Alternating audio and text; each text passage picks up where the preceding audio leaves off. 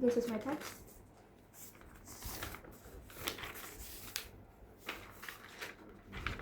And I will start my speech. While I understand the concerns surrounding the safety of students and the desire for a peaceful learning environment, I firmly believe that expelling students, particularly those who are troubled and in need of support, is not the solution. Instead, we should focus on addressing the root causes of violence and bullying, ensuring that all students receive the care and education they deserve.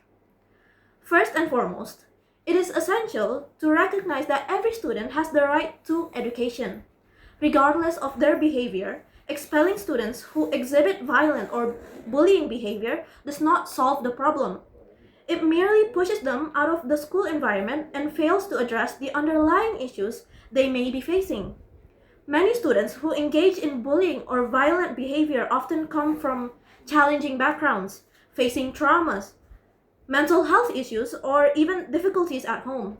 Instead of expelling them, schools should adopt a more inclusive approach that focuses on rehabilitation and support. For instance, implementing programs that provide counseling, conflict resolution, and social emotional learning can help these students develop better coping mechanisms and understandings. By fostering an environment of empathy and support, we can help these individuals learn from their mistakes and become positive members of the school community. Now, the proposition suggests that these students can simply be relegated to online education or remote learning.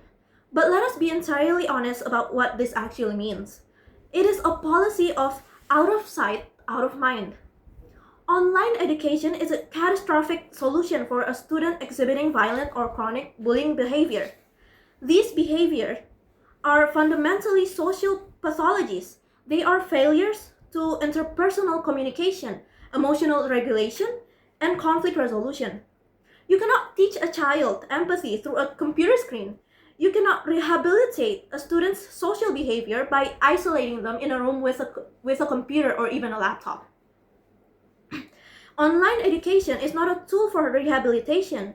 It is merely a digital dumping ground used to shirk our responsibility as educators. Secondly, schools should be seen as safe spaces for all students, including those who may be displaying violent or bullying behavior. Education is not just about academic learning, it is also about socialization, personal development, and understanding how to coexist with others. Moreover, the school environment should promote understanding and acceptance among all students, even those who may have made poor choices. Expelling students only perpetuates a cycle of exclusion and can lead to further negative behaviors outside of school.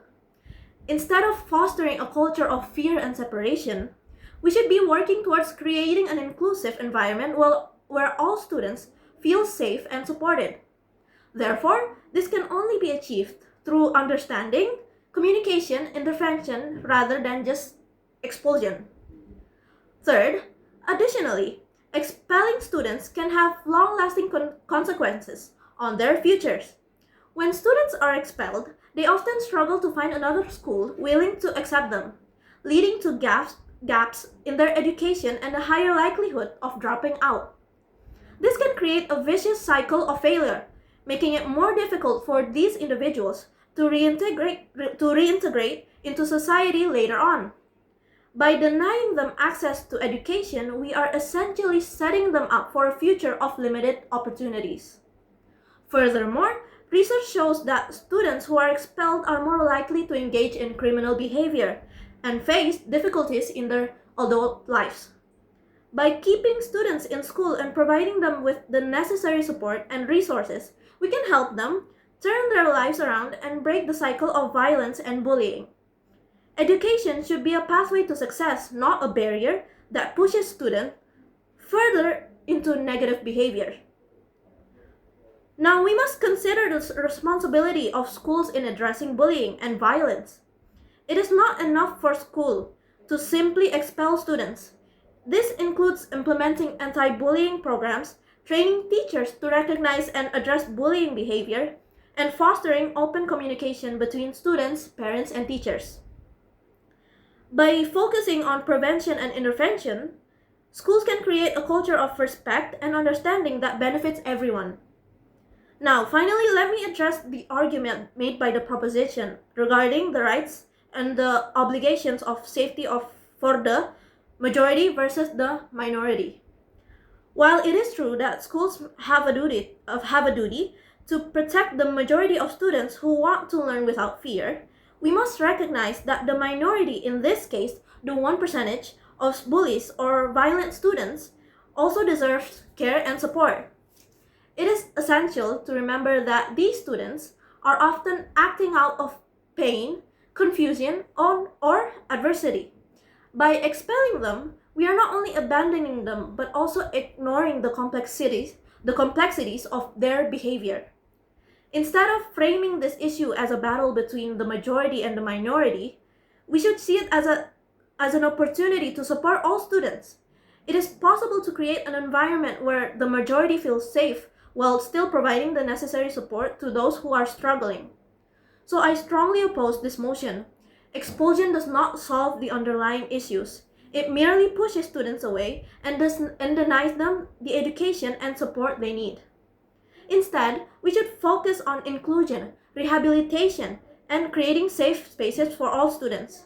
Education is a right that should be accessible to everyone, and we must work together to ensure that all students have the opportunity to learn, grow, and succeed.